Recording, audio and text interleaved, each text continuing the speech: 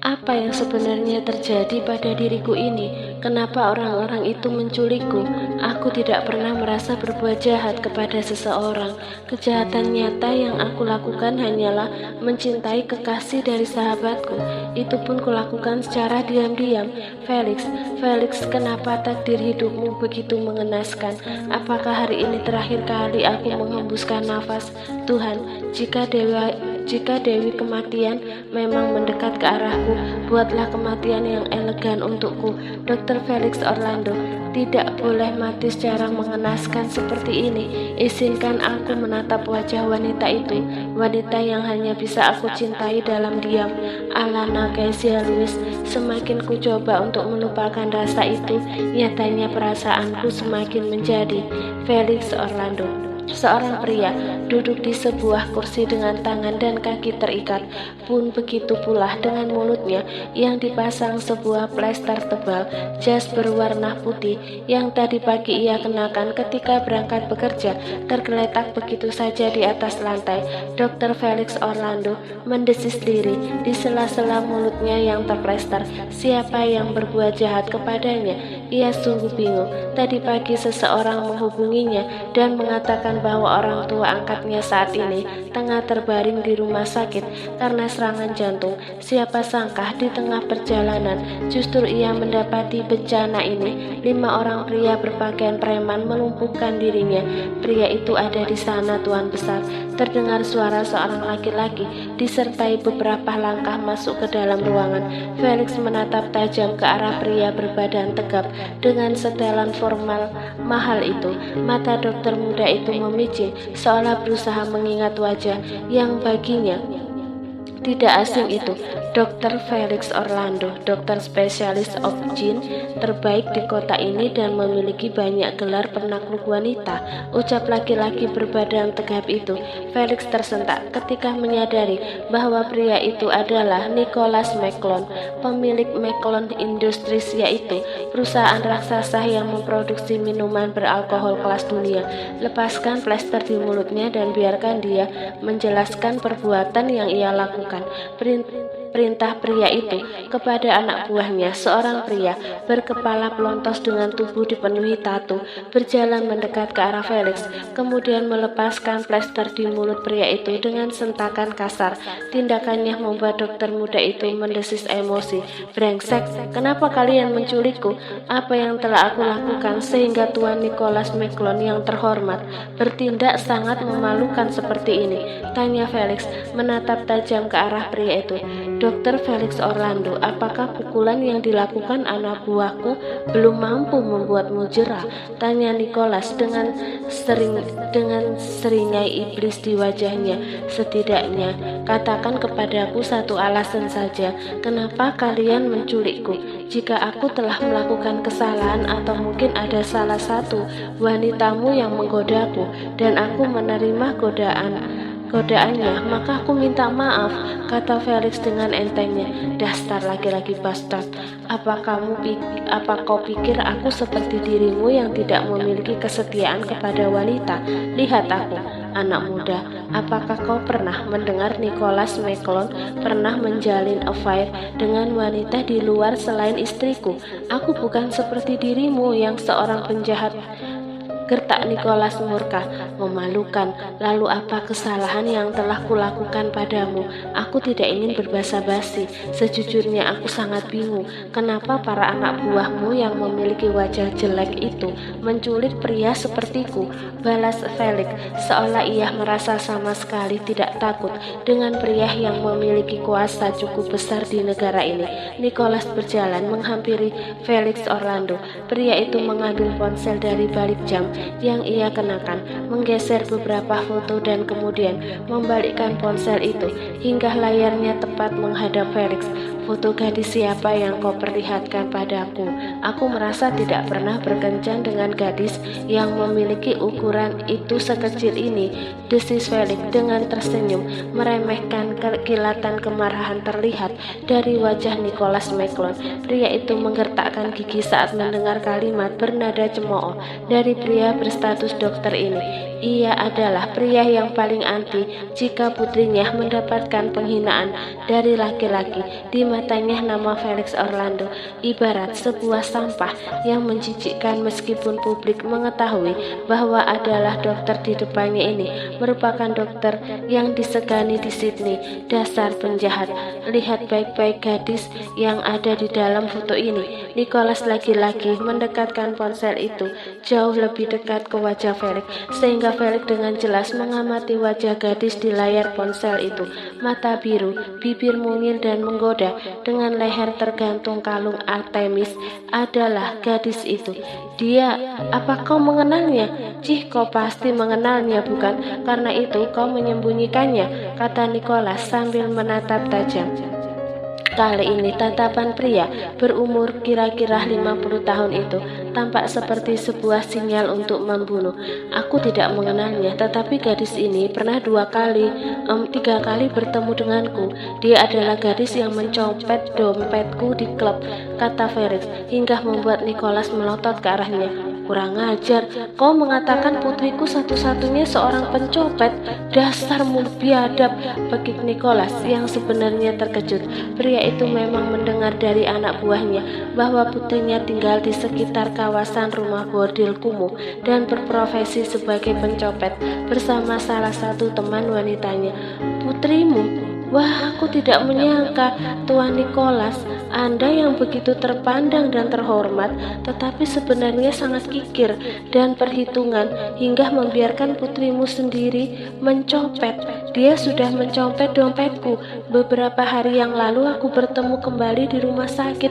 Dia ingin melakukan operasi itu, kata Felix semakin memanas-manasi. Apa maksudmu? Thea tidak mungkin memiliki niat untuk melakukan hal itu. Ia masih polos dan tidak pernah memiliki niat untuk memperbesar. Jangan pernah mau dibodohi oleh putrimu yang liar itu, Tuan Nicholas. Anda bisa bertanya sendiri kepada orang-orang yang Anda suruh untuk mengikutinya ke restoran. Dengan lancangnya ia menciumku, tegas Felix. Kurang ajar, ini semua pasti ulahmu yang sudah memberinya pengaruh buruk. Aku mendidik putriku dengan sangat baik. Ia tidak mungkin melakukan hal serendah itu jika kamu tidak memancingnya. Lagi pula bagi putriku, seorang dokter sepertimu bukanlah levelnya. Dia sudah kujodohkan dengan putra pemilik perusahaan besar di kota Melbourne. Apapun yang Anda katakan bukan urusanku. Setelah mendengar penjelasanku, tidakkah Anda bersedia melepaskan diriku? Aku adalah korban salah tangkap dari anak buahmu yang bodoh itu, kata Felix menatap tajam ke arah 5 orang berpenampilan preman itu. Katakan padaku, kenapa kalung Artemis milik putriku bisa ada di tanganmu? Apakah kau mengetahui bahwa kalung itu adalah kalung mahal sehingga kamu mencurinya, dokter? Lancang sekali mulut Anda mengatakan hal itu kepada saya. Apakah di mata Anda saya semiskin itu hingga harus mencuri kalung dari gadis yang tidak memiliki moral itu? Kali ini Felix benar-benar tidak mampu lagi mengendalikan kemarahannya. Baginya, sebuah harga diri yang diinjak-injak lebih menyakitkan dari tebasan pedang di tangannya. Memangnya kenapa jika aku menyebutmu pria miskin? Bukankah hal itu memang benar? Publik juga mengetahui bahwa Dr. Felix Orlando hanyalah anak seorang jalang yang dititipkan di panti asuhan, kemudian memiliki nasib yang bagus diadopsi oleh seseorang. Anda benar-benar telah melampaui batas, Tuan Nicholas. Saya bersumpah tidak akan memaafkan penghinaan ini dengan mudah. Lihat saja apa yang akan saya lakukan terhadap Anda dan keluarga Anda ke depannya, kata Felix sambil mengepalkan kedua genggaman tangannya dari balik tali yang mengikat pergelangan tangannya. Jangan bermimpi, pria pecundang sepertimu tidak akan pernah memiliki kesempatan untuk mendekati keluargaku. Brak, suara tendangan keras di pintu membuat semua orang menoleh ke belakang. Mata orang-orang itu melotot tatkala melihat beberapa orang masuk ke dalam ruangan dengan membawa persenjataan yang lengkap.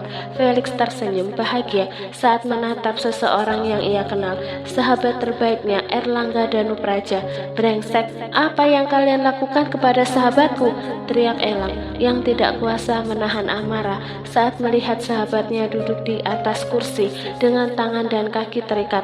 Pria itu menodongkan senjata api tepat di kepala Nicholas McClone. Elang bukannya tidak mengenal Nicholas, tentu saja ia mengenal pria itu karena ayahnya pun cukup baik mengenal Nicholas. Tetapi apa yang dilakukan pria itu kepada Felix jelas menyentak amarahnya. Maaf, ini hanya salah paham. Tolong turunkan senjata Anda, Tuan Muda Danupraja, kata Nicholas yang merasa ketakutan saat melihat tatapan tajam yang penuh ancaman itu. Apalagi di tangan pria muda itu sebuah pistol kaliber terbaru tepat mengarah ke kepalanya.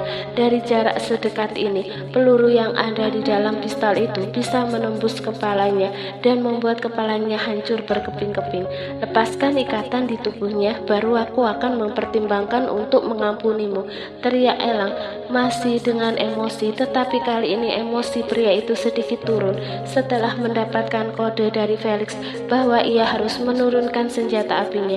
Bagaimanapun saat ini Elang berada di negara orang lain, meskipun kekuatan bawah tanahnya disegani beberapa golongan orang di negara ini, tetap saja itu berpengaruh bagi kelancaran bisnisnya di masa depan. Lepaskan ikatan tangannya, teriak Nicholas kepada anak buahnya. Aku tidak menyuruhmu memerintah anak buahmu, lakukan sendiri. Tanpa membuang banyak waktu, Nicholas segera melepaskan ikatan di tangan dan kaki Felix. Bahkan pria itu harus berjongkok di kaki Felix ketika melepaskan ikatannya. Felix tersenyum sinis mengetahui bahwa sahabatnya masih memiliki jiwa yang kejam jika dihadapkan pada sesuatu yang membuat emosinya memuncak. Membayangkan jika dia berani memperlihatkan rasa cintanya kepada Alana, tentunya dia akan tewas mengenaskan di tangan laki-laki itu. Felix berdiri, memutar kepalanya berkali-kali untuk melemaskan ototnya yang tegang.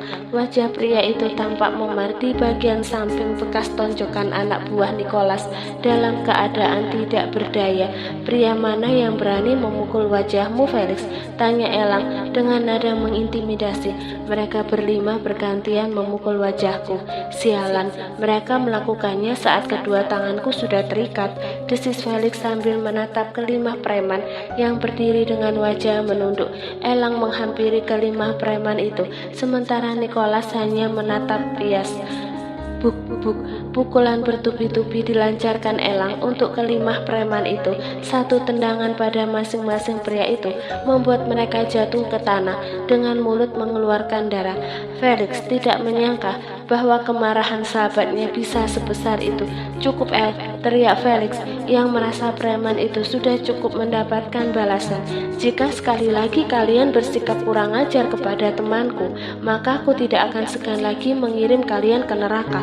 Pergilah, teriak Elang dengan suara menggelegar hingga membuat kelima preman itu pergi terburu-buru, meninggalkan tuan mereka yang masih berdiri mematung di dalam ruangan. Maafkan saya, Tuan Nicholas, sebagai orang yang lebih muda, saya akui tidak seharusnya saya bertindak di luar kendali seperti ini. Tetapi satu hal yang harus Anda ingat, jangan pernah mengusik sesuatu yang berhubungan dengan saya, atau Anda benar-benar akan melihat hilangnya batasan yang saya miliki, ucap Elang dengan suara lirih yang justru membuat seorang Nicholas bergidik ngeri. Jika demikian saya akan pergi, kata Nicholas kemudian mulai melangkahkan kaki. Tunggu, teriak Felix. Dokter itu menghampiri Nicholas. Penghinaan yang telah Anda ucapkan kepada saya tadi tidak dapat saya lupakan begitu saja. Jangan khawatir, hal ini bukan menjadi urusan Tuan Muda Danupraja lagi, tetapi menjadi urusan saya dengan Anda.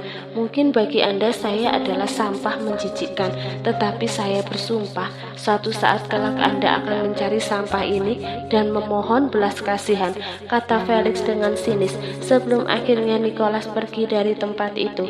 Elang menyuruh anak buahnya untuk meninggalkan tempat itu. Pria itu juga menghubungi Alex agar asistennya itu tidak datang dengan bala bantuan karena semua yang terjadi sudah bisa diselesaikan. Elang menatap sinis ke arah Felix. Apakah kamu terlibat hubungan dengan putri Nicholas itu? Tanya Elang penasaran. Anak pria itu sudah mencopet dompetku di klub, balas Felix. Apa? Jangan bercanda, Felix. Ini sama sekali tidak lucu. Nona muda keluarga McClone masih sangat muda. Lagi pula orang tuanya memiliki kekayaan yang melimpah. Untuk apa dia melakukan itu? Aku tidak tahu. Gadis itu mengatakan bahwa ia melarikan diri dari ayahnya yang berniat menjualnya kepada laki-laki hidung belang. Dan kamu percaya begitu saja, Felix? Tidakkah kamu melihat penampilannya? Hatiku ini sangat suci, El. Aku tidak pernah melihat prasangka buruk kepada seseorang, apalagi dia adalah seorang gadis, jawab Felix dengan senyum tersungging di bibirnya. Lalu ancaman apa yang kamu berikan kepada Nicholas sebelum ia pergi dari tempat ini? Apakah dia sudah menyakiti perasaanmu? Tanya Elang.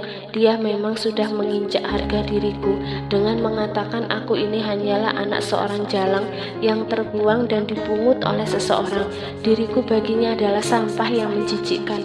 Oleh karena itu, aku bersumpah akan membuat pria itu mengemis di hadapan sampah menjijikkan ini. Elang tersenyum saat menyadari bahwa dokter muda itu tengah menyimpan kebencian di hatinya, tetapi pria itu tidak dapat menduga apa yang akan dilakukan Felix pada Nicholas. Terima kasih sudah menolongku, Al. Aku tahu hari ini kamu sangat sibuk dan sengaja meluangkan waktumu untuk membebaskan aku, kata Felix kemudian. Aku tadi baru saja mengantarkan Alana untuk memeriksakan kandungannya. Maka dari itu aku tahu kamu tidak ada di rumah sakit. Bagaimana bisa kamu mengantarnya? Maaf, maksudku apakah Alana tidak keberatan? Kami akan meninjau persiapan peresmian pembukaan pabrik nanti malam, dan di tengah perjalanan Alana mengeluh perutnya sakit, jawab Elang berusaha menyembunyikan fakta yang ada. Siapa dokter yang memeriksanya dan bagaimana kondisinya? Siapa lagi? Hanya ada 2 dokter di rumah sakit itu dan aku menyuruh mereka berdua untuk memeriksanya, jawab Elang enteng. Kamu berlebihan, 1 orang dokter saja bisa memeriksanya, but it's okay. Lalu bagaimana kondisi bayi kalian? Tanya Felix. Ada nada getir yang tersemat saat Felix mengatakan kata bayi kalian. Elang juga merasakan perasaan itu. Dari hasil USG yang dilakukan Alana tengah mengandung bayi kembar 3, jawab Elang yang tidak lagi bisa menyembunyikan kebahagiaannya dengan tersenyum lebar. Tapi seketika Elang berhenti tersenyum saat melihat ekspresi datar di wajah Felix. Kenapa kamu tidak terkejut, Felix? Kenapa aku harus terkejut atas apa yang sudah kuusahakan? Jawab Felix dengan santai. Jadi maksudmu kamu sudah membuat program bayi kembar untuk kehamilan Alana? Iya, semua bisa diusahakan, El. Oleh karena itu ketika bayi kalian lahir, aku ingin jika mereka berjenis kelamin laki-laki kalian bersedia memberi nama mereka dengan namaku, jawab Felix sendu. Aku berjanji, Felix, balas Elang. Felix tersenyum lebar. Kenapa kamu harus menganggap perkataanku serius, El? Aku hanya bercanda, kata Felix yang merasa tidak enak hati. Baiklah, kita kembali saja, aja Elang yang sejujurnya merasakan sebuah firasat yang tidak baik atas perkataan Felix baru saja. Tetapi Elang tidak ingin berpikir terlalu jauh dan menampakkan kegelisahan hatinya di depan sahabatnya.